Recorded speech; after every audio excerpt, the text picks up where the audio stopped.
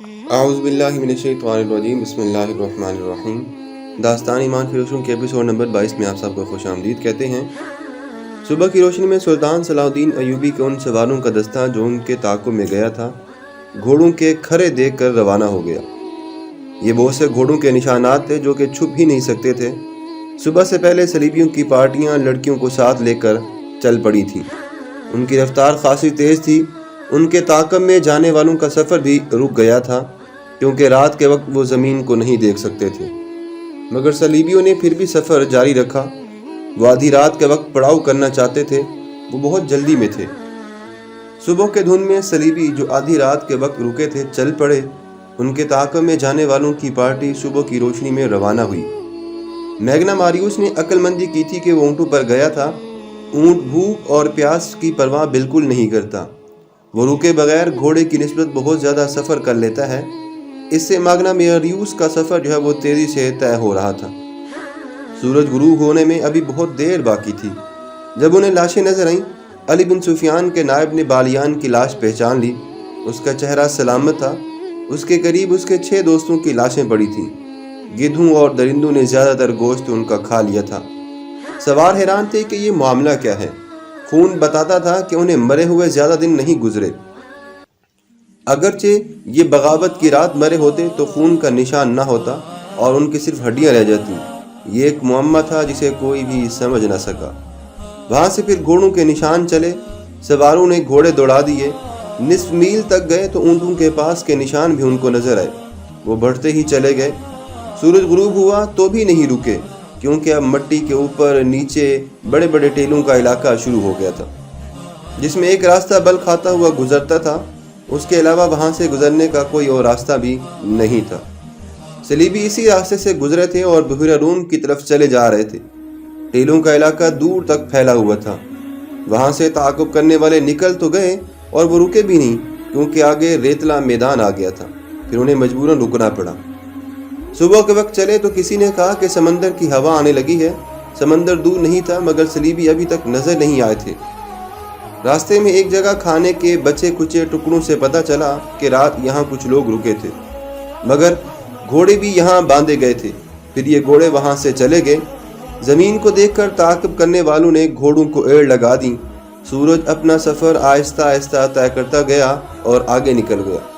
گھوڑوں کو ایک جگہ آرام دیا گیا، پانی پلایا اور یہ دستہ روانہ ہو گیا۔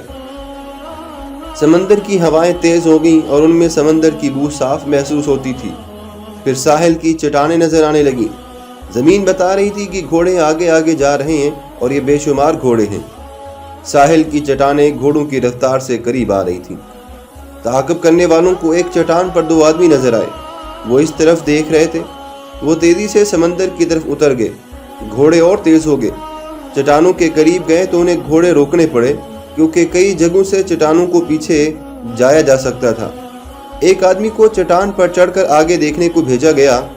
وہ آدمی گھوڑے سے اتر کر دوڑتا گیا اور ایک چٹان پر چڑھنے لگا۔ اوپر جا کر اس نے لیٹ کر دوسری طرف دیکھا اور پیچھے ہٹایا۔ وہیں سے اس نے سواروں کو اشارہ کیا کہ پیدل آؤ۔ سوار گھوڑوں سے اترے اور دوڑتے ہوئے چٹان تک چلے گئے۔ سب سے پہلے علی بن سفیان کا نائب اوپر گیا۔ اس نے آگے دیکھا اور دوڑ کر نیچے اترا۔ اس نے اپنے دستے کو بکھیر دیا اور انہیں مختلف جگہوں پر جانے کو کہا۔ دوسری طرف سے گھوڑوں کے ہنہنانے کی آوازیں مسلسل آ رہی تھیں۔ صلیبی وہاں موجود تھے اور یہ وہ جگہ تھی جہاں سمندر چٹانوں کو کاٹ کر اندر آ جاتا تھا۔ اس باٹی نے اپنی کشتی وہاں باندھی تھی۔ وہ گھوڑوں سے اتر کر کشتی میں سوار ہو رہے تھے۔ کشتی بہت بڑی تھی۔ لڑکیاں کشتی میں سوار ہو چکی تھیں۔ گھوڑے چھوڑ دیے گئے تھے۔ اچانک ان پر پھر تیر برسنے لگے تھے۔ تمام کو ہلاک نہیں کرنا تھا، انہیں زندہ پکڑنا تھا۔ بہت سے کشتی سے کود گئے اور کشتی کے چپو مارنے لگے۔ پیچھے جو رہ گئے تھے وہ تیروں کا نشان بن گئے تھے۔ کشتی میں جانے والوں کو للکارا گیا مگر وہ نہ رکے۔ وہاں سمندر بہت گہرا تھا۔ کشتی آہستہ آہستہ جا رہی تھی۔ ادھر سے اشارے پر تیر اندازوں نے کشتی پر کئی تیر برسا دیے۔ چپوں کی حرکت بالکل بند ہو گئی۔ تیروں کی دوسری باڑ گئی، پھر تیسری اور چوتھی باڑ لاشوں میں پیوست ہو گئی۔ اب ان میں کوئی بھی زندہ باقی نہ تھا۔ کشتی وہیں ڈولنے لگی۔ سمندر کی موجیں ساحل کی طرف آتی اور چٹانوں سے ٹکرا کر واپس چلی جاتی تھی۔ ذرا سی دیر میں کشتی ساحل پر واپس آ گئی۔ سواروں نے نیچے جا کر کشتی پکڑ لی۔ وہاں صرف لاشیں ہی لاشیں تھیں۔ لڑکیاں بھی مر چکی تھیں۔ بعض تو ایسے تھے جو کہ بھاگ گئے تھے، نیچے کود گئے تھے اور سمندر کے پانی نے ان کو اپنی خوراک بنا لیا تھا، اور بعض تو ایسے تھے کہ جن کو 2-2 3-3 تیر لگے تھے۔ کشتی کو باندھا گیا اور سواروں کا دستہ محاذ کی طرف روانہ ہو گیا۔ کیمپ ابھی بھی دور نہیں تھا۔ میگنا ماریوس قاہرہ کی ایک سرائے میں قیام پذیر تھا۔ اس سرائے کا ایک حصہ عام اور کمتر مسافروں کے لیے تھا اور دوسرا حصہ عمرہ اور اونچی حیثیت کے مسافروں کے لیے۔ اس حصے میں دولت مند تاجر بھی قیام کیا کرتے تھے۔ ان کے لیے شراب اور ناچنے گانے والیاں بھی مہیا کی جاتی تھی۔ میگنا ماریوس اسی خاص حصے میں ٹھہرا۔ موبی کو اس نے اپنی بیوی بتایا اور اپنے ساتھی کو معتمد ملازم۔ موبی کی خوبصورتی اور جوانی نے سرائے والوں پر میگنا ماریوس کا رعب طاری کر دیا۔ ایسی حسین اور جوان بیوی کسی بڑے دولت مند کی ہی ہو سکتی تھی۔ سرائے والوں نے اس کی طرف خصوصی توجہ دی۔ موبی نے اپنے آپ کو مسلمان ظاہر کر کے سلطان صلاح الدین ایوبی کے گھر اور دفتر کے متعلق معلومات حاصل کر لیں۔ اس نے یہ بھی معلوم کر لیا کہ سلطان صلاح الدین ایوبی نے سوڈانیوں کو معافی دے دی ہے اور سوڈانی فوج توڑ دی ہے۔ اسے یہ بھی پتہ چل گیا کہ سوڈانی سالاروں اور کمانداروں وغیرہ کے حرم خالی کر دیے گئے ہیں، اور یہ بھی کہ انہیں زرعی زمینیں بھی دی جا رہی ہیں۔ یہ میگنا ماریوس کی غیر معمولی دلیری تھی یا غیر معمولی حماقت کہ وہ اس ملک کی زبان تک نہیں جانتا تھا، پھر بھی اتنے خطرناک مشن پر آ گیا تھا۔ اسے اس قسم کے قتل کی اور اتنے بڑے رتبے کے انسان تک رسائی حاصل کرنے کی کوئی ٹریننگ بھی نہیں دی گئی تھی۔ وہ ذہنی لحاظ سے انتشار اور خلفشار کا مریض تھا، پھر بھی وہ سلطان صلاح الدین ایوبی کو قتل کرنے آیا، جس کے ارد گرد محافظوں کا پورا دستہ ہر وقت موجود رہتا تھا۔ اس کے دستے کے کمانڈر نے اسے کہا تھا کہ تم پاگل ہو، تم نے جتنی باتیں کی ہیں ان میں سے ذرا بھی عقل کی بو نہیں آتی۔ بظاہر میگنا ماریوس پاگل ہی تھا۔ یہ ایک تاریخی حقیقت ہے کہ بڑے آدمیوں کو قتل کرنے والے عموماً پاگل ہوتے ہیں۔ اگر پاگل نہیں تو ان کے ذہنی توازن میں کچھ نہ کچھ گڑبڑ ضرور ہوتی ہے۔ یہی کیفیت اٹلی کے اس سزا یافتہ آدمی کی تھی۔ اس کے پاس ایک ہتھیار ایسا تھا جو ڈھال کا کام بھی دے سکتا تھا۔ یہ تھی موبی۔ موبی مصر کی صرف زبان ہی نہیں جانتی تھی، بلکہ اسے اور اس کی مری ہوئی 6 ساتھی لڑکیوں کو مصری اور عربی مسلمانوں کے رہن سہن، تہذیب و تمدن اور دیگر معاشرتی اونچ نیچ کے متعلق لمبے عرصے کے لیے ٹریننگ دی گئی تھی۔ وہ مسلمان مردوں کی نفسیات سے بخوبی واقف تھی، اداکاری کی ماہر تھی، اور سب سے بڑی خوبی اس کے اندر یہ تھی کہ وہ مردوں کو انگلیوں پر نچانا اور بوقت ضرورت اپنا پورا جسم مردوں کے سامنے پیش کرنا بھی جانتی تھی۔ یہ تو کوئی بھی نہیں بتا سکتا کہ بند کمرے میں میگنا ماریوس، موبی اور اس کے ساتھی نے کیا باتیں کی اور کیا منصوبہ بنائے۔ البتہ ایسا ثبوت پرانی تحریروں میں ضرور ملتا ہے کہ 3-4 روز سرائے میں قیام پذیر میگنا ماریوس باہر نکلا تو اس کی داڑھی دھلی ہوئی تھی۔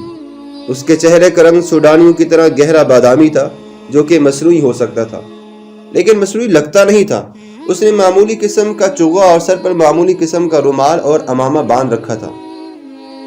موبی سر سے لے کر پاؤں تک سیاہ برقع نما لبادے میں تھی، اور اس کے چہرے پر باریک نقاب اس طرح پڑا تھا کہ ہونٹ اور ٹھوڑی ڈھکی ہوئی تھی۔ پیشانی تک چہرہ ننگا تھا۔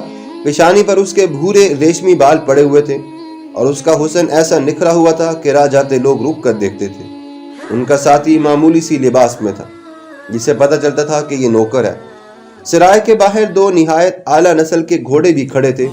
یہ سرائے والوں نے میگنا ماریوس کے لیے اجرت پر منگوائے تھے، کیونکہ اس نے کہا تھا کہ وہ اپنی بیوی کے ساتھ سیر کے لیے جانا چاہتا ہے۔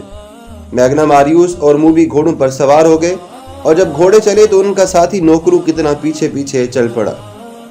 سلطان صلاح الدین ایوبی اپنے نائبین کو سامنے بٹھائے سوڈانیوں کے متعلق احکامات دے رہا تھا۔ وہ یہ کام بہت جلدی ختم کرنا چاہتا تھا، کیونکہ اس نے فیصلہ کر لیا تھا کہ سلطان زنگی کی بھیجی ہوئی فوج مصر کی نئی فوج اور وفادار سوڈانیوں کو ساتھ ملا کر ایک فوج بنائے گا اور فوری طور پر یروشلم پر چڑھائی کرے گا۔ بحیرہ روم کی شکست کے بعد، جبکہ سلطان زنگی نے فرنکیوں کو بھی شکست دے دی تھی، ایک لمبے عرصے تک صلیبیوں کو سنبھلنے کا کوئی امکان نہیں تھا۔ وہ سنبھلنے سے پہلے ہی سلطان صلاح الدین ایوبی ان سے یروشلم چھیننے کا منصوبہ بنا چکا تھا۔ اس سے وہ سوڈانیوں کی زمینوں کو بھی آباد کر دینا چاہتا تھا، تاکہ کھیتی باڑی میں وہ الجھ جائیں اور ان کی بغاوت کا کوئی امکان باقی نہ رہے۔ نئی فوج کی تنظیم نو اور ہزارہ سوڈانیوں کو زمینوں پر آباد کرنے کا کام بالکل آسان بھی نہیں تھا۔ ان دونوں کاموں میں خطرہ یہ تھا کہ سلطان صلاح الدین ایوبی کی فوج اور اپنی انتظامیہ میں ایسے اعلیٰ افسر موجود تھے جو اسے مصر کی امارات کے سربراہ کی حیثیت سے بلکہ نہیں دیکھتے تھے۔ سوڈانیوں کی فوج کو توڑ کر بھی سلطان صلاح الدین ایوبی نے اپنے خلاف خطرہ پیدا کر لیا تھا۔ اس فوج کے چند ایک اعلیٰ حکام زندہ تھے۔ انہوں نے سلطان کی اطاعت تو قبول کر لی تھی، مگر علی بن سفیان کی انٹیلیجنس یہ بتا رہی تھی کہ بغاوت کی راکھ میں ابھی بھی کچھ چنگاریاں موجود ہیں اور وہ جل رہی ہیں۔ انٹیلیجنس کی رپورٹ یہ بھی تھی کہ ان باغی سربراہوں کو اپنی شکست کا اتنا افسوس نہیں ہوا جتنا صلیبیوں کی شکست کا غم ہے، کیونکہ وہ بغاوت دب جانے کے بعد بھی صلیبیوں سے مدد لینا چاہتے تھے، اور مصر کی انتظامیہ اور فوج کے 2-3 اعلیٰ حکام کو سوڈانیوں کی شکست کا بڑا افسوس تھا، کیونکہ وہ آس لگائے بیٹھے تھے کہ سلطان صلاح الدین ایوبی مارا جائے گا یا بھاگ جائے گا۔ یہ ایمان فروشوں کا ٹولہ تھا، لیکن سلطان صلاح الدین ایوبی کا ایمان بڑا مضبوط تھا۔ اس نے مخالفین سے واقف ہوتے ہوئے بھی ان کے خلاف کوئی کارروائی نہیں کی، ان کے ساتھ نرمی سے اور خلوص سے پیش آتا رہا۔ کسی محفل میں اس نے ان کے خلاف کوئی بات نہ کی، اور جب کبھی اس نے اپنے ماتحتوں سے اور فوج سے خطاب کیا تو ایسے الفاظ کبھی نہ کہے کہ میں اپنے مخالفین کو مزہ چکھا دوں گا۔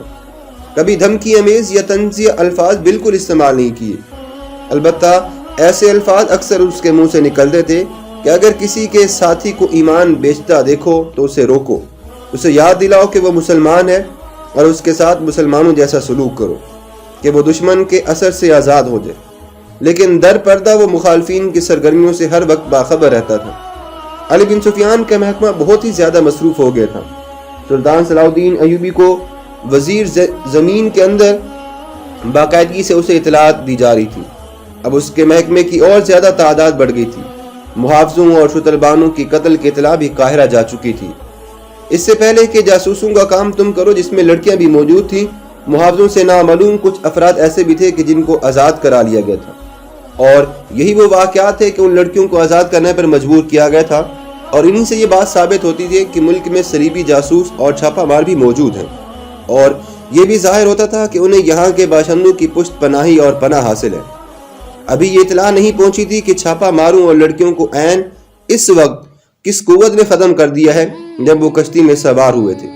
چھاپہ ماروں کی سرگرمیوں کو روکنے کے لیے فوج کے 2 دستے آپس میں گشت کرنے کے لیے شام کے وقت روانہ کر دیے گئے، اور انٹیلیجنس کے نظام کو اور زیادہ وسیع کر دیا گیا۔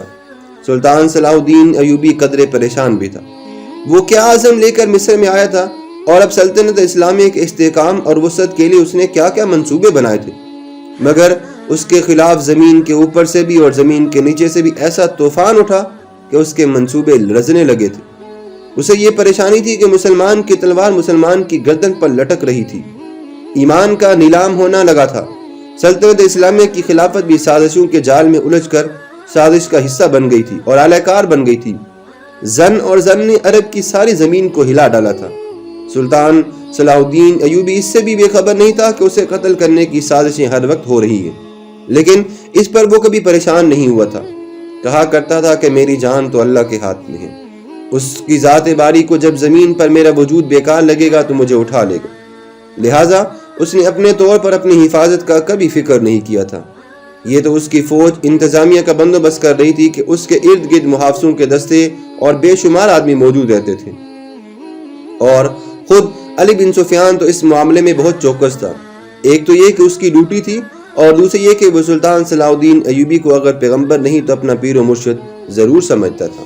محترم سامعین، آج کی ویڈیو یہیں پہ مکمل کرتے ہیں، ملتے ہیں نیکسٹ ایپیسوڈ کے ساتھ۔ اپنا بہت سارا خیال رکھیے گا، دعاؤں میں یاد رکھیے گا۔ اللہ حافظ۔